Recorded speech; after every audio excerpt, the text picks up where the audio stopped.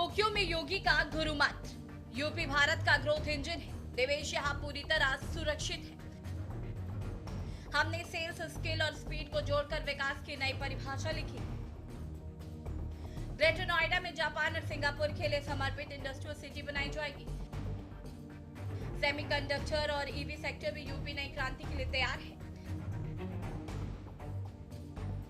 Brand UP की Tokyo में गूंज।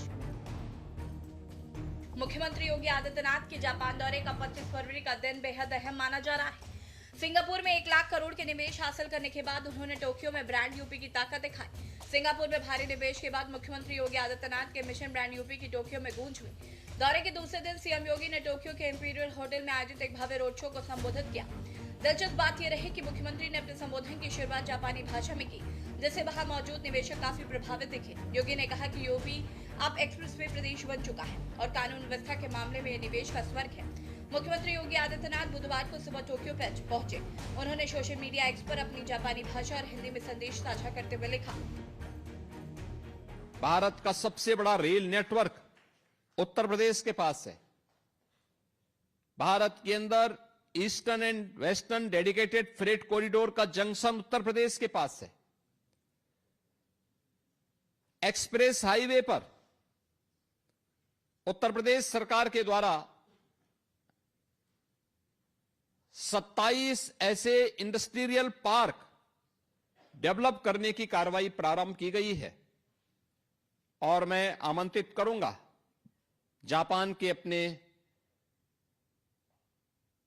बिजनेस लीडर्स को कि वे उत्तर प्रदेश में आए, प्राइवेट इंडस्ट्रियल पार्क के कार्यक्रम को आगे बढ़ाने में अपना योगदान दें। और मुझे बताते हुए प्रसन्नता है कि एयर कनेक्टिविटी में जितनी बड़ी सफलता उत्तर प्रदेश ने प्राप्त की है, हमने पिछले 9 वर्ष के अंदर उत्तर प्रदेश के अंदर 16 डोमेस्टिक, 4 इंटरनेशनल एयरपोर्ट संचालित किए हैं और भारत का सबसे बड़ा international airport Noida international airport बहुत शीघ्र संचालित होने वाला है। उगते सूरज की नवमेशी भूमि को प्रभु श्री राम की पावन धरा का आदित्य का नमस्कार। यूपी इन्वेस्टमेंट रोड शो के संबोधन की बड़ी बातें। पिछले 9 वर्षों में यूपी की अर्थव्यवस्था 13 लाख करोड़ से बढ़कर 36 लाख करोड़ हो गई है। यूपी ने अपराध के प्रति जीरो टॉलरेंस की नीति अपनाई। यूपी को 25 करोड़ की आबादी वाला एक विशाल बाजार और कौशल का केंद्र बताया। आपको बता दें कि मुख्यमंत्री योगी आदित्यनाथ का यह दौरा केवल भाषण तक सीमित नहीं रहा। उन्होंने सुजुकी मोटर्स, तोशिबा, क्यूटोबा और टोक्यो इलेक्ट्रॉन जैसी दिग्गज कंपनियों के टॉप मैनेजमेंट से मुलाकात की। सबसे खास बात यह रही कि सीएम योगी ने जापानी तकनीक की मिसाल मैग्नेटिक लेविटेशन ट्रेन का 100 किलोमीटर ट्रायल सफर भी किया। ये ट्रेन पारंपरिक पटरियों के बजाय चुंबकीय तकनीकी पर तैरती है। 600 किलोमीटर प्रति घंटे की रफ्तार पकड़ सकती है। बता दें कि इस सफर का मकसद ये रहा कि उत्तर प्रदेश के आधुनिक ट्रांसपोर्ट इंफ्रास्ट्रक्चर के लिए नई संभावनाएं तलाशी जा सके। वहीं चर्चा इस बात पर भी हुई कि कैसे जेवर एयरपोर्ट के पास बने रहे मेडिकल डिवाइस पार्क में जापानी कंपनियां अपना बेस बना सकती हैं।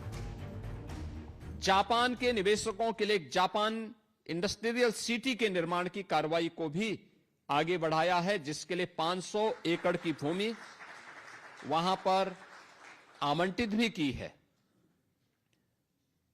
चाहे वह जेवर नोएडा इंटरनेशनल एयरपोर्ट हो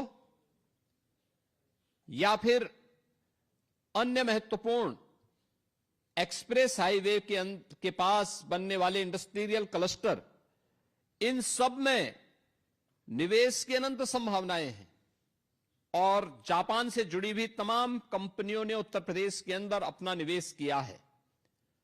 जिन्होंने भी उत्तर प्रदेश के अंदर अपना निवेश किया है, उन्हें उत्तर प्रदेश के एक सुरक्षित माहौल में अपना निवेश भी न केवल सुरक्षित महसूस हुआ है, बल्कि उज्जवल भविष्य की एक नई कामना के साथ वे अपने बिजनेस को उत्तर प्रदेश के अंदर बढ़ाने में रुचि लेते हैं और प्रदेश सरकार का एक सकारात्मक योगदान उन्हें उपलब्ध होता है। ग्रेटर नोएडा में बनेगा mini Japan project. Japan city निर्माण लगभग 500 एकड़ भूमि आरक्षित।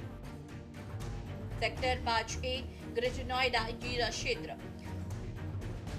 जापानी कंपनियों को एक ही जगह पर फैक्ट्री, आवासीय और कमर्शियल सुविधाएं देना।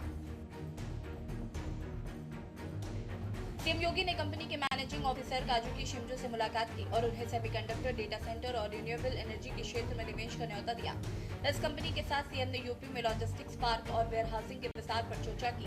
उन्होंने कंपनी को जेयर में बन रहे मेडिकल डिवाइस पार्क में अपनी यूनिट लगाने के लिए प्रोत्साहित किया। वहीं सुजुकी और तोशिबा जैसी कंपनियों के साथ ऑटोमोबाइल और इलेक्ट्रॉनिक्स मैन्युफैक्चरिंग को लेकर विस्तृत चर्चा की। साफ है कि सीएम योगी के इस दौरे का असर जल्द ही यूपी की जमीन पर दिखेगा। सिंगापुर से करीब 60,000 करोड़ के निवेश प्रस्तावों की पुख्ता जमीन तैयार करने के बाद अब जापान से भी बड़े निवेश की उम्मीद है।